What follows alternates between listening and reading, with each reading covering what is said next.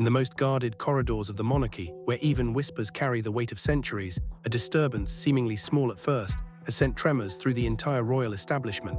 Princess Anne, the unflappable, composed figure known for her unwavering sense of duty, suddenly broke down.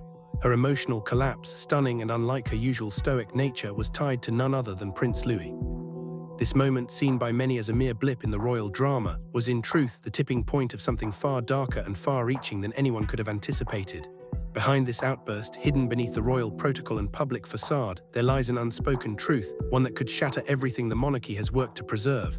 What did they know? What were they hiding? And above all, why? Before we dive into the ripple effects this incident would have for the royal family, make sure to subscribe so you don't miss a single update. The events that follow are more than just a moment of scandal. They mark the unraveling of royal history itself. All began unexpectedly. A high-level meeting at Clarence's house, a gathering that was supposed to be routine, took a dramatic and unexpected turn. Princess Anne, usually the picture of composure, suddenly stood up, visibly distressed, her face pale and flushed with emotion. She turned on her heels and exited the room in tears. The room was stunned into silence. Her abrupt departure created an electric atmosphere of confusion and worry. A few moments later, Prince William followed suit. Eyewitnesses described how he paused at the doorway, his face unreadable, almost ghostly pale. He then turned and walked away without uttering a word, vanishing down the long corridor. His retreat was deliberate, as if he too was avoiding something far more significant than a mere family disagreement. Inside the room, the tension was palpable. Senior aides, accustomed to handling crises, moved to maintain order, but they were too late. Whatever had just occurred had already done its damage. The royal order, normally so meticulous, had cracked open, revealing something deep, something that could not be so easily dismissed. A palace staffer, speaking under conditions of anonymity, later revealed something that sent a shockwave through the ranks of those close to the royal family. "It's about Louis," they overheard Anne say in a trembling voice before she left the room. That single sentence, uttered with such distress, ignited panic within the inner circles. But before anyone could question it further, the meeting was cleared and whispers started to spread like wildfire. Within a matter of hours, the palace began to lock down. Memos circulated ordering complete silence from the staff. Press briefings were abruptly cancelled, and the royal family shut their doors to the outside world. What followed was a near-impenetrable wall of silence. But silence, as it often does, only breeds speculation. And when Catherine, Princess of Wales, failed to show up at a high-profile charity event, an engagement she had been confirmed for months in advance, the suspicions only deepened. No statement, no apology, just an empty space where the future queen should have stood, her absence speaking louder than any words could. Behind those palace walls, the pressure was mounting. As the public desperately tried to piece together the mystery, royal insiders, those who had worked closely with the family for years, began noticing unsettling changes in Prince William. Known for his steady, unshakable calm, he had become distant, withdrawn, and eerily quiet. The man once always present at family functions, public appearances, and royal duties was now absent, not just physically but mentally and emotionally. He spent long hours in solitude, retreating from the world and everyone around him. His presence, once a stabilizing force within the family, now seemed like a ghostly shadow, wandering the halls of the palace without fully being there. Those closest to him reported that even when he was physically present, he wasn't really there. His mind seemed elsewhere, and the weight of something unspoken was hanging heavily in the air. Buckingham Palace, ever careful with its public image, issued a standard response, a vague statement about personal matters. But the world, and more importantly the British public, weren't fooled. They had watched for years as the royal family had presented itself as a unified front, a beacon of tradition and stability. But now cracks were beginning to show. Something was not right, and the public's gaze turned with growing suspicion to the one question that no one was truly addressing: what had happened to Prince Louis? Until then, Louis, the youngest child of the royal family, had always been considered the least likely to inherit the crown. The public had long accepted that his place in the line of succession was far behind that of his older sibling. GS, or so they believed. Beneath the polished exterior of royal tradition, however, a hidden truth simmered, one that, if revealed, could change not just the course of the monarchy, but the very fabric of the royal bloodline itself. And only a handful of royal insiders had known about this secret since the day Louis was born. The story, as it often does in the corridors of power, began behind locked doors. On the night of Louis's birth, a seemingly ordinary event in the eyes of the public, something far more extraordinary was taking place in the heart of Buckingham Palace.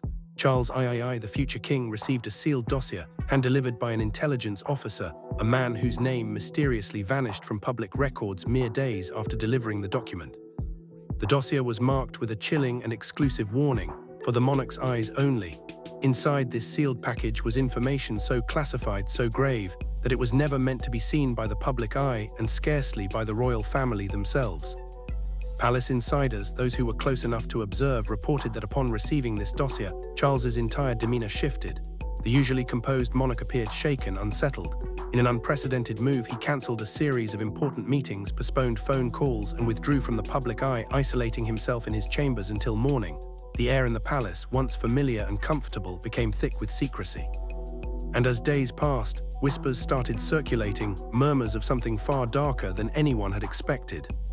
What followed in the ensuing months was the quiet rise of an unsettling rumor, circulating in hushed tones in the corridors of the palace. The whispers spoke of an ancient prophecy, one tied to Louis, a prophecy that hinted not just at his role as the youngest son of a future queen, but of something far deeper, something dangerous. Louis was not just born into privilege and luxury, he was born into something much older and far more foreboding. One unofficial leak, only half acknowledged by those inside the palace, spoke of a child who would not simply inherit a title, but also a heavy and incomprehensible burden.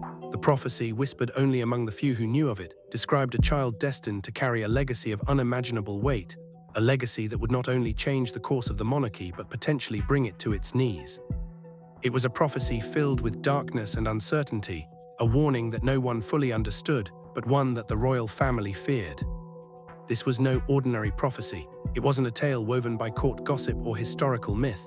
It was rooted in something far more ancient, and those who knew of it were terrified by the implications. As more of the prophecy's elements began to surface, one thing became clear. Louis's role in the royal family was not just that of a young child unburdened by the pressures of the throne. He was being groomed for something far more complicated. Something his family couldn't fully comprehend, and certainly couldn't control. For those who worked closest to the royal family, it was becoming apparent that Louis was not just a pawn in the royal game. He was a catalyst, a trigger for a much larger, more dangerous shift within the monarchy itself. The members of the royal family who had known about the prophecy were divided. Some tried to dismiss it as superstition, a relic of an era long past. But others, those who had witnessed strange occurrences surrounding Louis, could not ignore the growing sense of unease that now defined his presence in their lives. What had begun as a simple royal birth had become the start of a story no one could have predicted. Behind the palace's walls, away from the public eye, the royal family was caught in a quiet storm. The prophecy, once relegated to the realms of legend and folklore, was coming to life, and Louis, whether he knew it or not, was at the center of it all. This was no longer just a family drama. It was a battle between destiny and duty, between truth and secrecy, and between the monarchy's survival and the forces that threatened to bring it down. And at the heart of this struggle lay the youngest prince, a boy who was not just born into a legacy of wealth and power, but into a future none of them were ready to face. As the walls of secrecy closed in around Louis, and as those who knew too much began to realize that they could no longer remain silent, the question became not just what had happened to Louis, but what was coming for the royal family itself.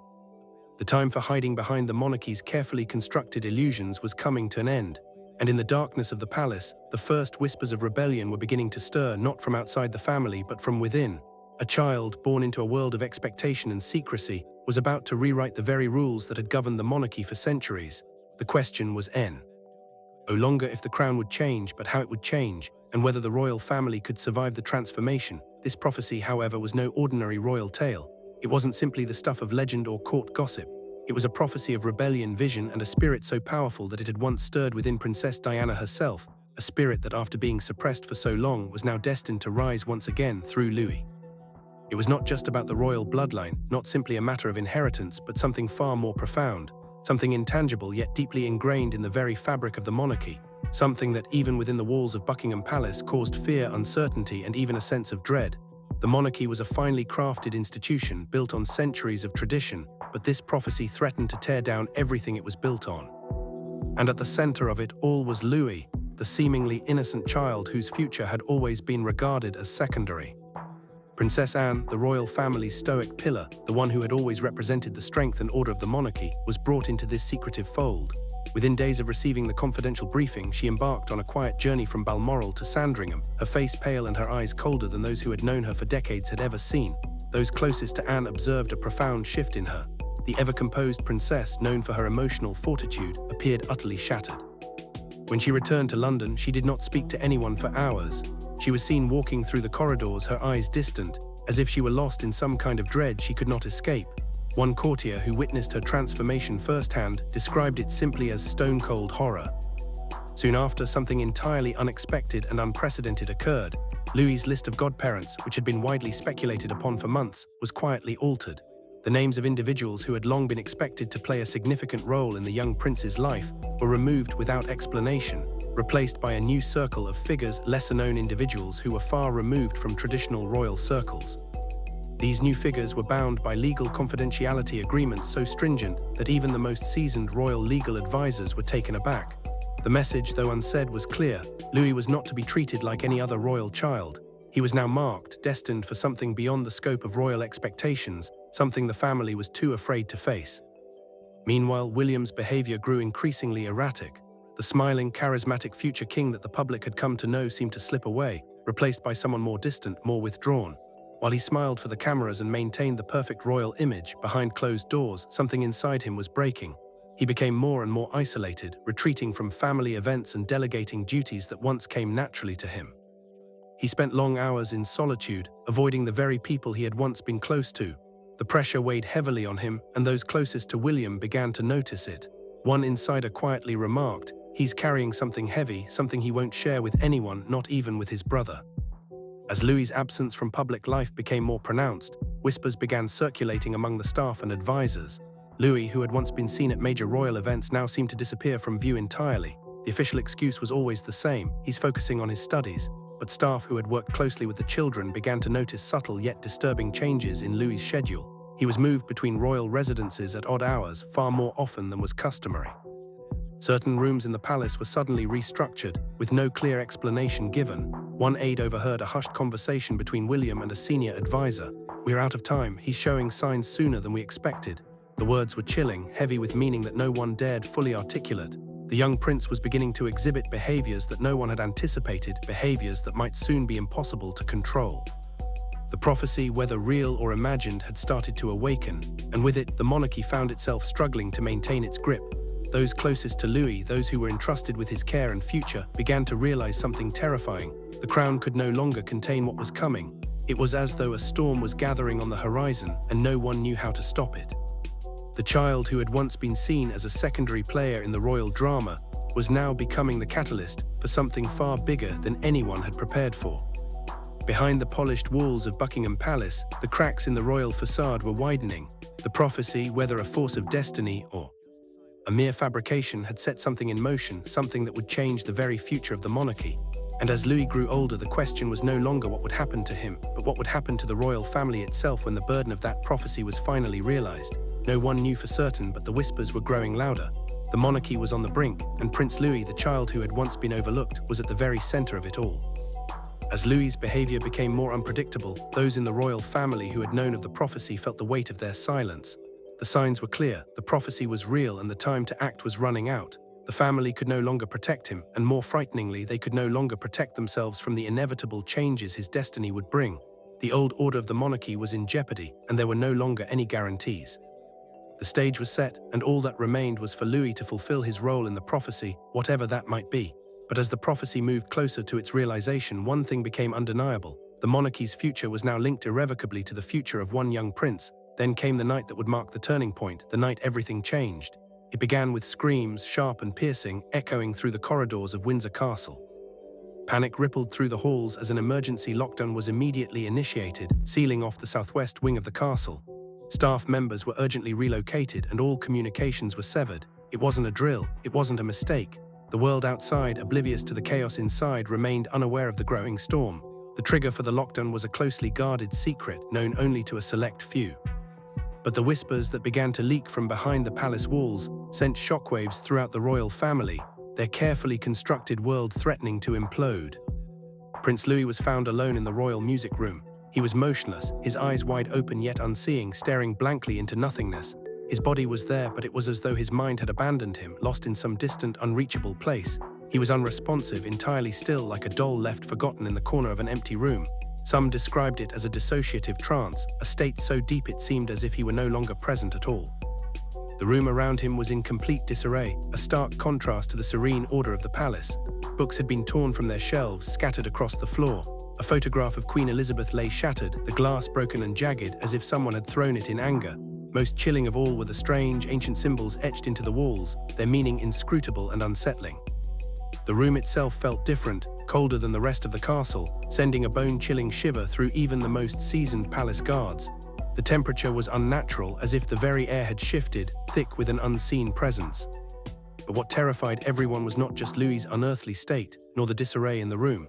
It was the feeling that something unspeakable had occurred, something far beyond ordinary understanding. The room felt like a place steeped in ancient ritual, a place where time itself seemed to bend, where reality and the supernatural collided.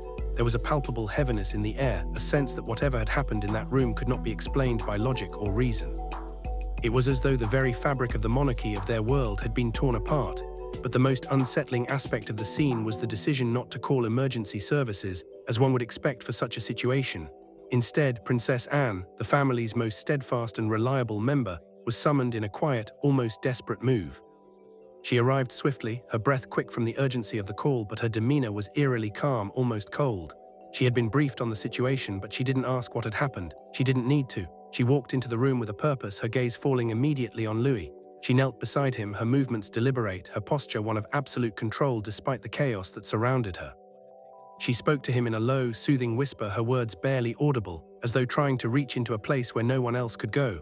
Time seemed to stand still, as the room, thick with tension and fear, awaited a response. And then, after what felt like an eternity, Louis blinked. His eyes shifted slightly, but he remained silent, unmoving. He said nothing. The moment, though brief, was charged with an energy that left everyone in the room frozen in place. Louis's gaze seemed to pierce through them, as if seeing something that none of them could comprehend. His unspoken silence was louder than any words he could have spoken. It was as if he had returned from some place distant, yet he was still not truly with them. The air in the room grew heavy, laden with unasked questions and unspoken truths. What had just transpired? What had Louis experienced in that moment of stillness? Was it a fleeting moment of fear, a brush with something supernatural? Or was it the beginning of something far darker, something the family had long feared would one day come to light?